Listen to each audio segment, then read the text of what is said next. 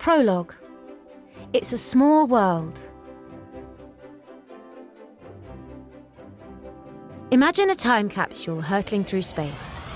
It dates from the early 1970s, and it sits within the alloy casing of the US space probe Ulysses.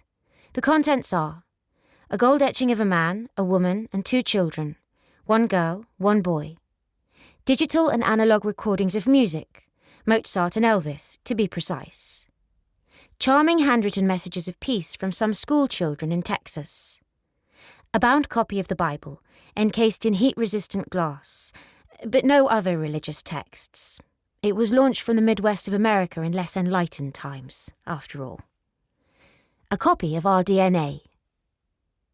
The small but plucky Ulysses leaves our green and blue planet, never to return, on the 12th of August, 1974. It travels for a very long time. In fact, it takes Ulysses 17,720 years to cover a light year.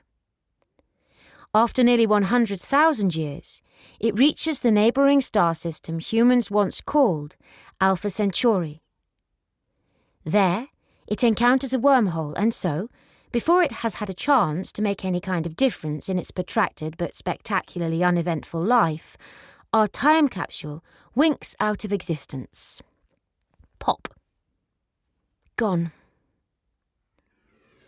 Nanoseconds later, or perhaps after several million years, for the gravity around the wormhole has distorted time so as to make it unrecognisable even to itself, and indeed many of its closest relatives, namely space and continuum, it reappears, washed up on the fringes of an empire more vast than the Milky Way and older than our sun.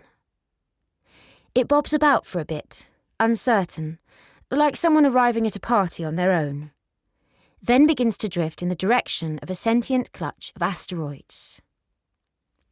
For this little capsule has sparked interest from beings we cannot comprehend, evolved entities of almost infinite power and wisdom, as to be gods compared to us. Its contents have caused more than a few raised eyebrows amongst these super beings. Or it would if they had eyebrows. Initially, it is the DNA that snags their attention, for it is mysteriously close to their distant ancestry. They look closer. Elvis and Mozart are discarded, the 2-dimensional picture considered and put to one side, for later. But the Bible they pore over. It is a puzzling, yet somehow rather pleasing object. They are sure this 4-sided flapping item contains data. They ponder what they've got, their vast intellects sparked. Eventually, after grafting our DNA onto a carbon-based life form common enough in their system, they are able to make a human avatar in a closed nitrous bubble, one capable of relating the contents of the book in terms they readily understand. They are justifiably very pleased with themselves and sit back with the alien equivalent of mugs of cocoa to hear what the avatar has to say.